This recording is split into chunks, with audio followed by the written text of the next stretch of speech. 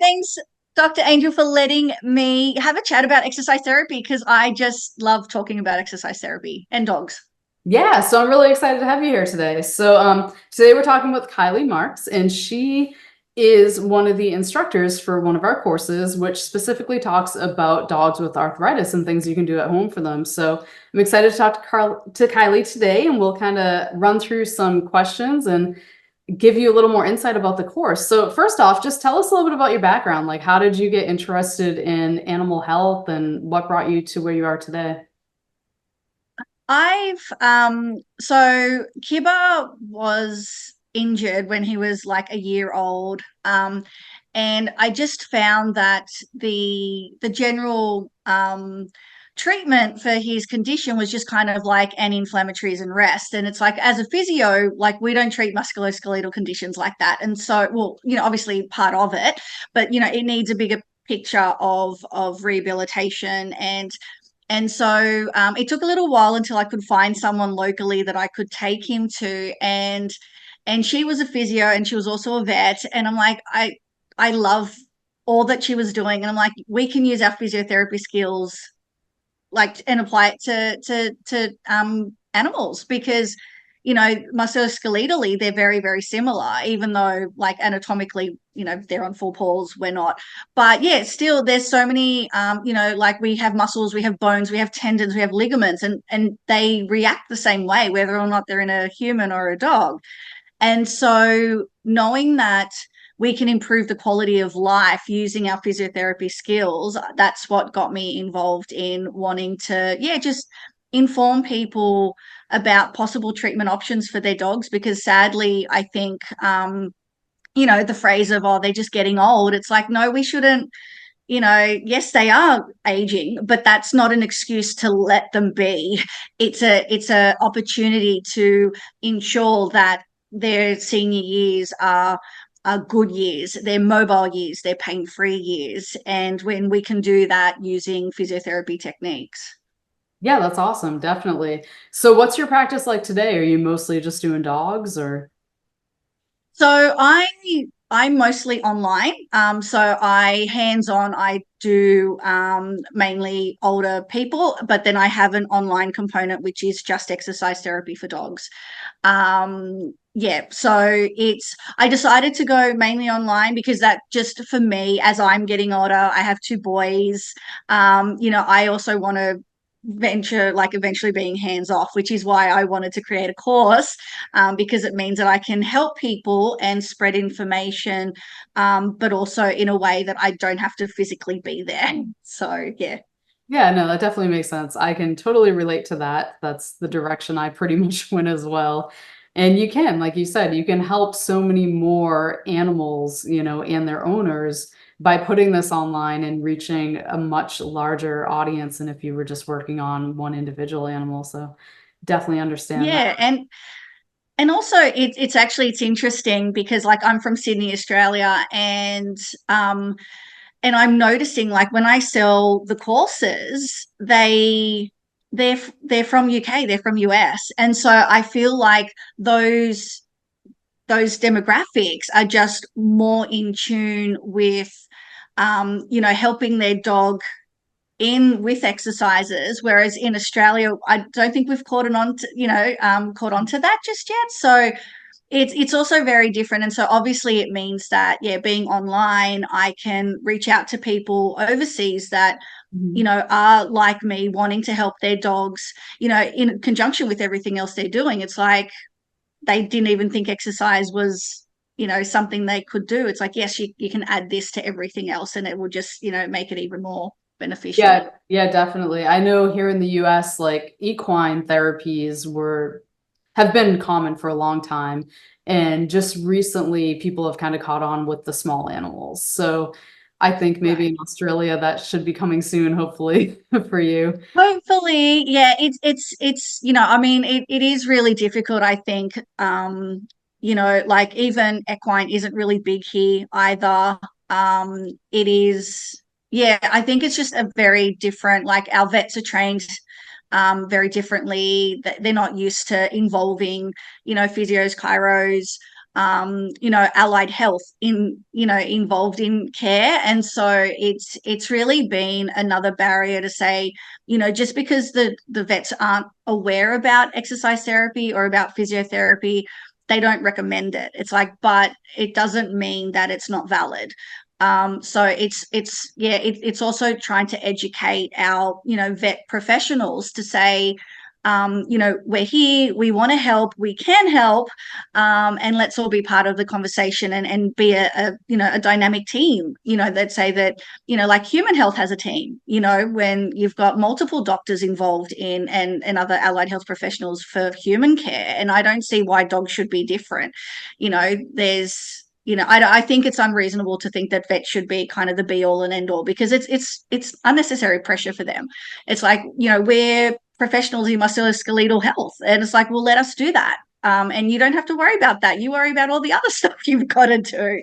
So Yeah. yeah, it's also just a journey, for our Australian, health professionals as well. Yeah. Yeah, definitely. And in my experience, a lot of veterinarians, they don't have the time, nor do they have the desire to go into the body work aspect of it. So they'd rather find somebody that they trust, that they can say, bring your dog here for this treatment, than have to do it themselves. So, because like, as you said, they're quite busy. Like they have a lot of stuff that they're doing. So Yeah, definitely. and I mean, yeah, like it's like they're trained to do, it's like more life and death things. And it's like, we don't expect our GPs to do everything. We don't expect our GPs to do surgery and to do physiotherapy. It's like, well, I think also, yeah, just letting vets know that, yeah, we are here to help. We want to try and offload them, and together we can, yeah, improve the care of their patients. Yeah, definitely. So let's talk a little bit about arthritis in dogs. So I mean, just tell us, what are some of the common signs of arthritis? How would an owner know that their dog is suffering from that? So it would really depend on where the arthritis is. But most often, the dogs that do, like my programs, tend to have hip arthritis. And so with hip arthritis, you tend to notice that, they're slowing down on walks. They might be really slow going up and down stairs. They might not want to go upstairs. They might not jump, onto the couch or the bed, or into the boot of the car. um, so there's those physical signs that you notice something's changed, because they used to be able to do it, but now they can't. And it's not just the getting old, it can actually be because of pain and arthritis. And then there's other signs of pain, which again, it could be anything, but arthritic pain can also be, obviously when it's really bad, that's when you have the yelping. Pardon me, that's when you might have the limping. But generally, the subtle signs of pain can be things like, even behavior changes. Like I had this, I when my husband and I go for coffee, like if there's a dog, we're going to stop, we're going to, want to pat all the dogs. And he was telling us it was a really big, like, mastiff, 8 years old. And we're just chatting, and I'm like, oh, have you had a pain assessment? I was like, he's fine, but he has been starting to get aggressive towards other dogs. And I'm like, right. And so, like, and that in itself, it's like, when that's very unusual, like they used to be really social, and now they're not, whether it's aggression, perhaps towards humans, perhaps it's towards other animals. And that can be that they're in pain. So those behavior changes, they might be hiding in corners because they're too scared in case you accidentally step on their tail, or kids accidentally trip on them, or so there's that hiding away behavior. Um, but yeah, it generally, I think people think that, oh, my dog's not in pain because they're not limping or they're not yelping. And it's like, well, actually, they're very serious signs of pain, but it doesn't mean that all of those other more subtle signs still mean that there could be pain. And definitely, like, if you see any of those signs in your dog, then definitely, go to your vet for a pain assessment, and then they can find out, yeah, your dog is in pain, possibly arthritis, or maybe something else might be causing it, and then on the treatment path for that. Yeah, so I think definitely some animals can be more stoic than others, and they just don't really show, obvious signs, but like you Mhm. said, getting grumpy or just not being able to do the little things that they used to do, or maybe not being as playful or wanting to walk or whatever. So Yeah, definitely. So yeah, then greeting you what? at the door, like, oh, sorry, go. No, no, you're fine. I was just gonna say, so then what if people are noticing this and they bring their dog to the vet, what would the standard treatment be then from the veterinarian? So to chat with them about any medication. So there might be like an anti-inflammatory, there might just be like a pain reliever. It really depends on the symptoms and what the vet thinks is best. So obviously medication is important. Um, that I think medication is really the foundation of management because if the dog is in pain, they're not going to want to exercise. And so we've got to make sure that they're comfortable. And sometimes, your supplements and your natural therapies may just not be enough. Um, and so I do think that, yeah, the medication is important. It might just be temporary, it might be long term. Like, obviously, that's something you need to discuss with your vet. But often that's kind of where it ends. And so that's kind of where we can come in and say that there are so many different aspects to treating arthritis and a condition that requires a multimodal approach. And so multimodal means different modes, which is different methods. And so medication is one method, but there's like 8 or 9 other methods that you can use, and when used together in the right way mean that your outcomes are far better for your dog. Yeah, and as you were mentioning, though, not all veterinarians maybe know that there's additional things that can be done besides the medications. So that's kind of Yeah. where you come into play, and where maybe some of these animal owners can educate themselves on things that they can do at home to help their dogs. So what exactly would these home exercises be that they could do to, decrease pain in their arthritic dogs? So arthritis is the inflammation of a joint. And so what happens is, like, there's joint changes in there and it causes pain. But also what happens is there's a weakening of the surrounding muscles.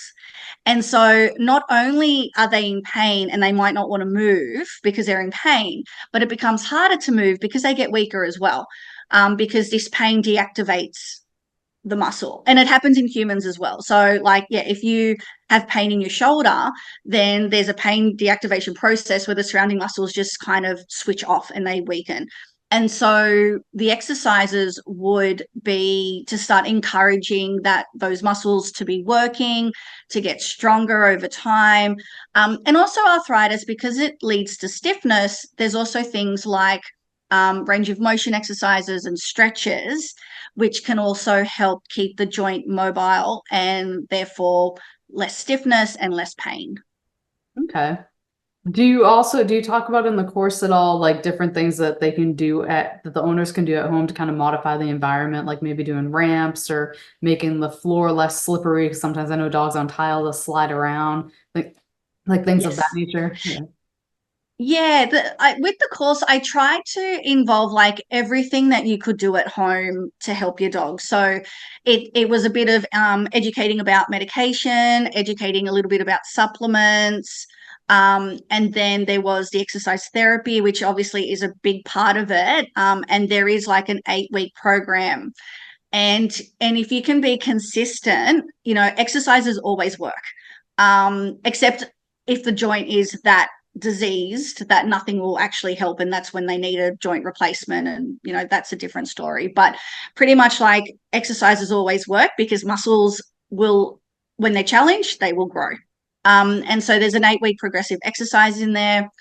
um, and then there were things like home laser therapy that you can for pet parents, when it's affordable, it's more affordable to have a home device which isn't as strong, but it just means that that's an extra tool in your tool belt that you can use to help your dog be comfortable at home. And yeah, home modifications, huge list. There's so many things we can do around the house that we might realize that we're actually making things more difficult for our dogs. So yeah, things like stairs. So we've got some stairs to our bed so my 12-year-old can get up there without having to jump, because jumping, um, she has the strength to do it, but I also don't want her to have an injury because of it. So it's just better to provide stairs for her to do that. In front of the couch, we have their dog bed, so at least that's a little bit higher, so then it's easier to jump up on. The flooring, our place, we have floorboards, so there's like mats everywhere. I clip their fur under their fur pads, clip their nails to make sure that they don't slip, because that can cause injury and exacerbate arthritis. And there's many, many more strategies in the course as well. Yeah. Yeah. Yeah, awesome. That's a lot of things that I think a lot of dog owners don't really think about, but it makes a lot of sense when you do think about how that can impact the way your dog's getting around. So I can see how it might be difficult for owners to kind of maybe like remember to do the exercises every day just because they get busy and there's stuff happening. So how does your course kind of hold them, accountable and motivate them to keep doing this and make sure that they're doing the exercises on a daily basis? Well, it's the program. You can print it out and you can tick as you go. I try and encourage people to do the exercises most days of the week. And so and they don't need to be all done at once either. So you can break it up. So what I will do is I tend to do the exercises with my dogs when my kids are asleep and it's dark. I'm in my pajamas, definitely not Instagram worthy. Baba, this is my boy Kiba. Kiba's 8. Okay, bye. So, yeah, it's really important to try and really be disciplined in yourself to do them. Because like even if you go to a therapist like once a week, the thing it's that's not really the important thing. The important thing is, what do you do for the other 6 days of the week? And because that is what's going to make the most impact. And so the exercises are printed out. There's a sheet that you can tick off so that you know what you're doing. So it always feels good to tick something and that it's being done. I do emphasize that, yeah, you don't have to do it all at once. You can split it up in the day. So if there's like 5 or 6 exercises, you can do a couple of exercises, before they have breakfast. Maybe on the walk, you can do a couple exercises, incorporate it in there, and then say, around their meal time as well. So yeah, there's definitely ways to try and make it easier, but yeah, I think a lot of it has to come from knowing that the exercises are so beneficial when they're done. And like all of us, we've just got to get into a really good routine of doing them, and we start to see the benefits after that. Yeah, that's awesome. So tell us a little bit about the course then. So if somebody enrolls in this course, what can they expect?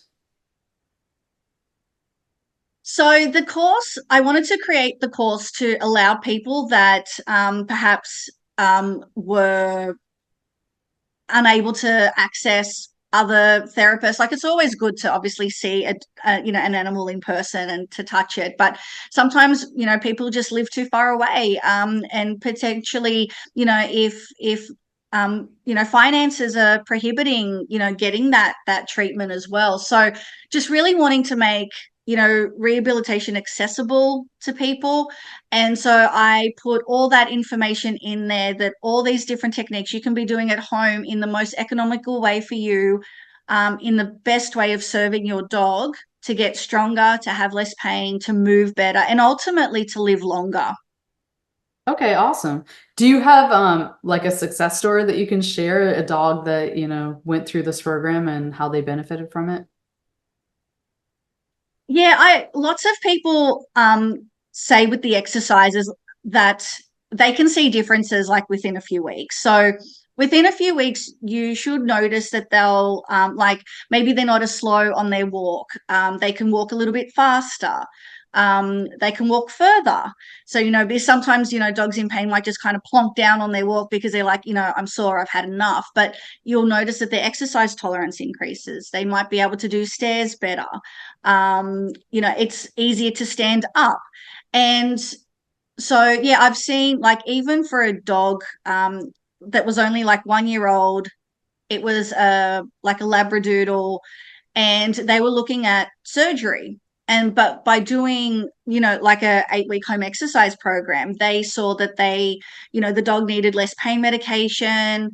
They could postpone surgery, and ultimately it helped the pet parent feel so much better knowing that the dog, she was less stiff, less sore, more mobile, and obviously didn't need to have surgery at such a young age.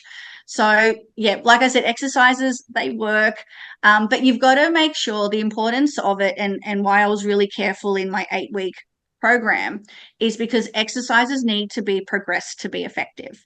If we do the same exercises every day, our muscles at first might say, oh, yeah, this is hard. But then after a while, they're like, easy peasy, I'm not going to grow and get stronger. And so if you always, like, if you want to keep getting them stronger and stronger and stronger, you're going to have to challenge those muscles. And that's what a program like the one that I created is progressive in that way, so that the muscles are always being challenged. And you don't need to do it all, like the 8-week program, you don't have to do it like successively in like each week, because some dogs might, that first week, you only go to the next week when you're ready. And that might, take a week or two for the dog to get used to the exercises, for their muscles to be strong enough to tolerate that program. And they're like, yep, when that becomes too easy, let's go to week 2. When that becomes too easy, let's go to week 3. And so there's lots of different exercises in there in different difficulties to challenge them, so that they just keep getting stronger. Yeah, that's great. So not only are you helping the dog, but also potentially saving the owner a lot of money through medications and possible surgeries. So that's pretty Yes, cool. yeah, absolutely. And that's the thing. It's like, a lot of people that have got on the programs have told me that it's about, the surgery was advised, and it may be, and it's what and it's a suitable treatment option for arthritis is surgery. But at the same time, physiotherapy is, we try and prevent surgery. Mhm. We try and postpone it, so we try and treat conservatively with exercises. And then if surgery is needed, obviously surgery is needed. We can't stop every surgery because it's needed, and that's fine. But I think particularly for animals, when the cost is so high and it's very stressful, and it's like, well, actually, okay, my dog, the vet says that he'll need surgery. I might not need it right now. So I'm going to start exercises. I'm going to get my finances in order, and I'm going to be ready, because in Australia, it's like $15,000 a hip, for hip arthritis. And so, that might take some time to organize yourselves. It's like, you don't need to rush into it. You can just, depending on the situation of your dog, you say, okay, let's try some conservative management. And then at the back of your mind, you're like, all right, let's also prepare for the need for surgery. Yeah, definitely. So now if somebody has a dog that just had surgery, can they also benefit from your program? Yes, yeah, absolutely. It would really depend on what, like, what level post-op they would be. But for dogs that, for any type of surgery, if it was like knee or hip, it would still be beneficial, because those leg exercises are really quite general, for dogs. Like they both help, the hip and the knee. Whereas, for humans, we have a lot of different exercises that we can work the knee, muscles, but not the hip muscles. But for dogs, because of the way that, they're on 4 legs, and the way that, we can't get them to move one joint at a time. So yeah, definitely, like, you can still strengthen the knee and the hip, post-op.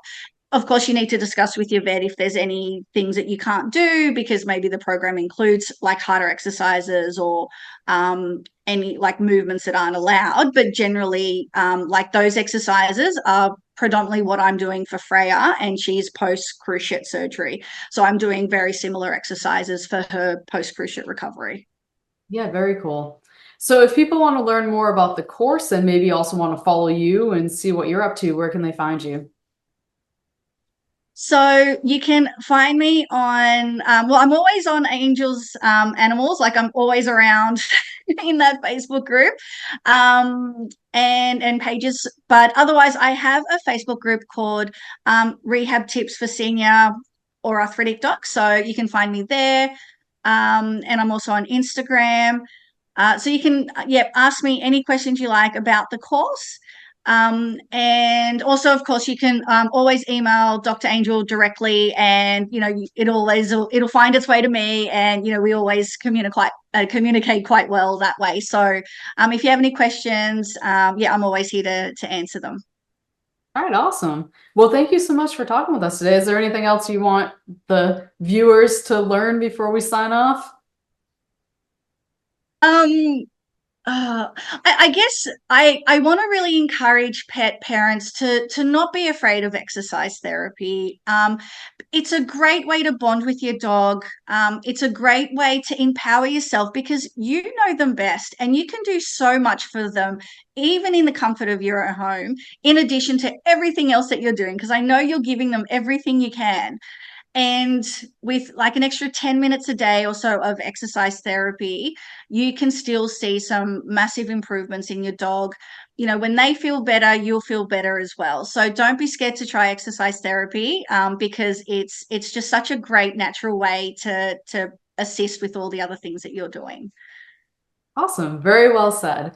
So thank you so much, Kylie. I really appreciate talking with you today. And if anybody wants to learn more, they can go to holisticanimalstudies.org, and we can definitely direct you to the arthritis course that Kylie has developed. And also, if you want links to find her, just let us know and we'll get those to you.